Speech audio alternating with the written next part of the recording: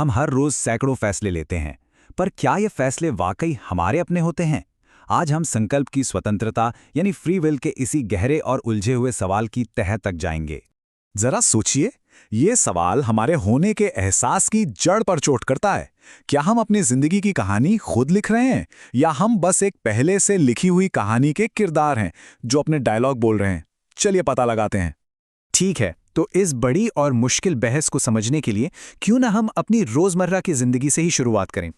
हाँ बिल्कुल, ये जो एहसास है ना कि मैंने ये चुना, यही तो फ्री विल है, यानी संकल्प की स्वतंत्रता। हमें लगता है कि हम अपनी जिंदगी की गाड़ी के ड्राइवर हैं, स्टीयरिंग व्हील हमारे हाथ में है और हम जो चाहें वो फैसला ले सकते हैं।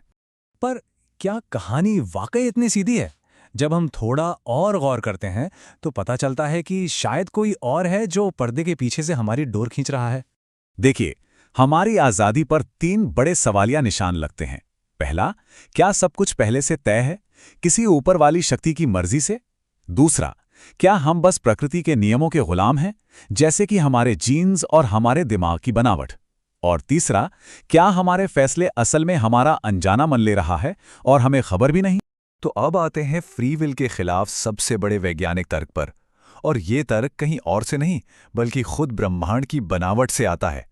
ये सब आइंस्टाइन की एक खोज से शुरू होता है, और वो खोज ये है कि प्रकाश की गति हमेशा एक जैसी रहती है।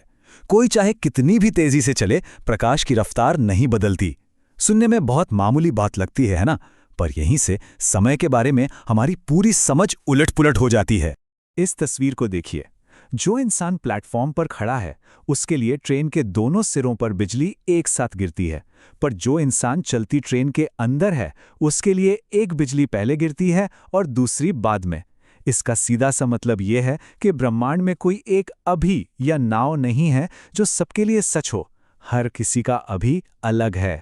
और यहां से जो नतीजा निकलता है वो दिमाग को हिला देने वाला है।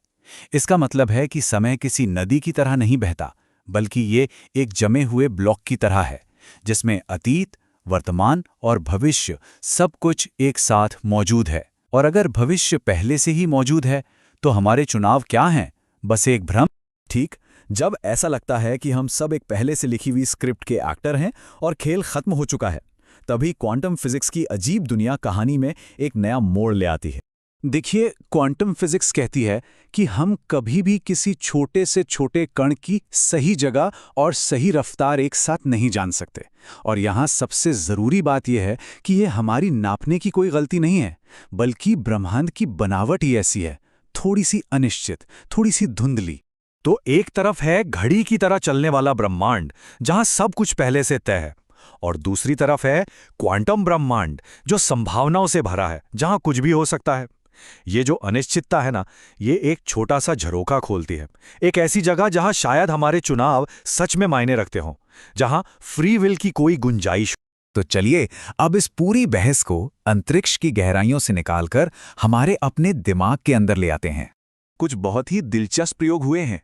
उनसे पता चलता है कि जब हम कोई काम करने का फैसला करते हैं, जैसे कि अपना हाथ उठाना, तो हमारे सचेत मन में ये ख्याल आने से कुछ मिलीसेकंड पहले ही हमारे दिमाग में हलचल शुरू हो जाती है। तो सवाल ये है कि फैसला कौन ले रहा है, हम या हमारा दिमाग हमसे पूछे बिना? ये सोचना ही बड़ा अजीब है ना? कि हमारा चेतन मन बस एक दर्शक है जो उस फैसले पर मुहर लगा रहा है जो पहले ही लिया जा चुका है। लेकिन कहानी में एक और ट्विस्ट है। कुछ वैज्ञानिकों का मानना है कि भले ही हमारे पास फ्री विल यानी कुछ करने की आज़ादी ना हो, पर हमारे पास फ्री वोंट जरूर है। मतलब हमारा दिमाग भले ही कोई काम शुरू करने का सिग्नल दे, पर हमारा सचेत मन उसे रोक सकता है। हमारे पास ना कहने की आज़ादी है, और ये भी एक बहुत बड़ी ताकत है। तब इन सब बातों का मतलब क्या निकालें? हम कहाँ खड़े हैं? एक तरफ है एक ऐसा ब्रह्मांड जो शायद पहले से तय है, और दूसरी तरफ है हमारा मन जो हर पल आज़ाद महसूस करता है। ये वीडियो गेम वाली मिसाल एक फिलॉसफी को समझने में मदद करती है, जिसे कंपैटिबिलिज्म कहते हैं।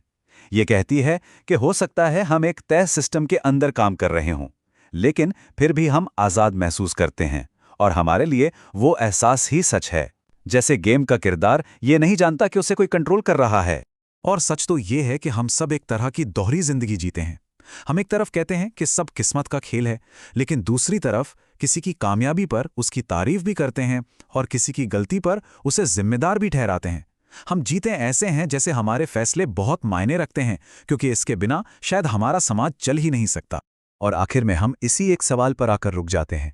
हो सकता है हमें इसका कोई पक्का जवाब कभी ना मिले, लेकिन शायद जवाब ढूंढना उतना ज़रूरी भी नहीं है जितना कि इस सवाल के बारे में सोचना, क्योंकि ये सफ़र ही हमें और इस ब्रह्मांड में हमारी जगह को देखने का हमारा नज़रिया पूरी तरह से बदल देता है।